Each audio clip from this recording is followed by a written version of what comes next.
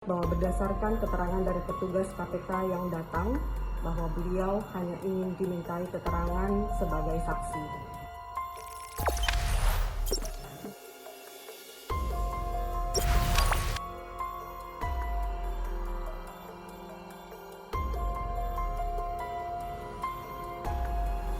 Saya Veronica Maniaga, juru bicara Gubernur Sulawesi Selatan, Profesor Nurdin Abdullah, ingin menjelaskan mengenai sejumlah kabar yang beredar terkait dengan Bapak Gubernur Sulawesi Selatan.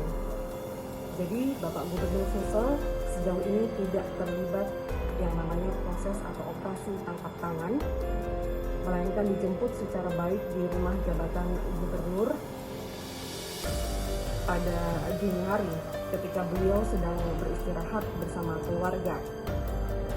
Meskipun belum mengetahui penyebab dijemputnya sekali lagi secara baik, namun Bapak Gubernur sebagai warga negara yang baik mengikuti prosedur yang ada, mengingat bahwa berdasarkan keterangan dari petugas KPK yang datang, bahwa beliau hanya ingin dimintai keterangan sebagai saksi.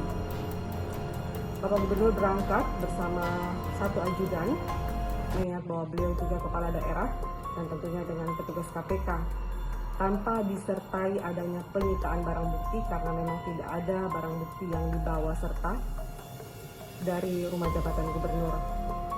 Mari kita sama-sama menunggu dan menghormati proses yang berjalan saat ini. Sekian dan terima kasih. Jangan lupa subscribe, share, komen, dan like ya.